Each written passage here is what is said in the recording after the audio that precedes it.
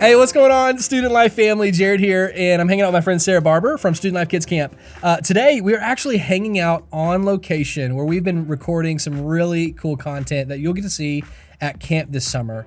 Now, today, we have some extremely important information to share with you, so I'm changing it up.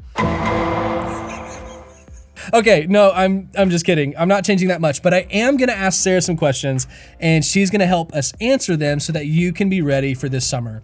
Okay, so number one, let's start with this one. Why is this month so important? Yeah, so it's April, which means participant list links are here.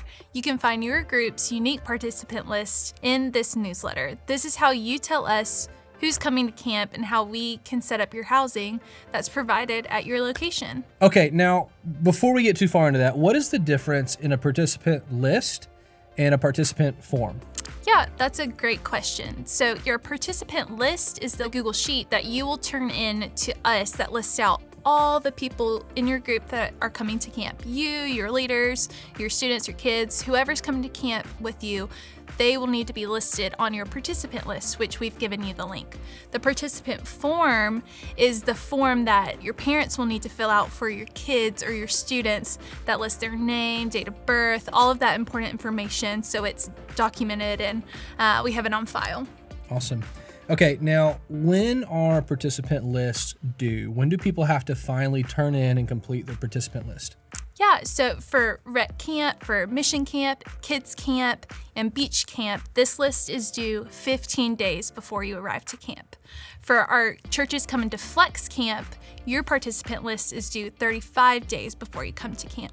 So don't worry, while the links are here for you to work on them, they aren't due just yet. So do group leaders, do they get to decide where their students stay? Do they get to make their own assignments for rooming this year? Yes, if you're staying in Student Life assigned housing, we're gonna block off rooms to you and send that over, and then you can assign your students or kids to those spaces.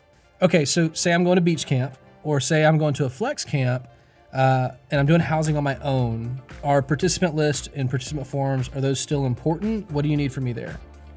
Yes, so we still need your participant list filled out and turned in on time, as well as your participant forms, but you can still assign your own housing. Help me with this. How do I know if any of my students are missing their participant forms, meaning they've not turned them in yet? How would I know?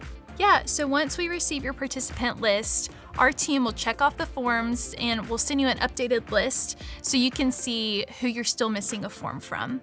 But remember, participant forms are online this year, so tracking down missing forms aren't nearly as difficult. And guys, we're really excited about that. Hopefully you caught the note already. Rather than chasing down notarized participant forms, we've moved this all online, and we are just so excited about that. Okay, I have one more question.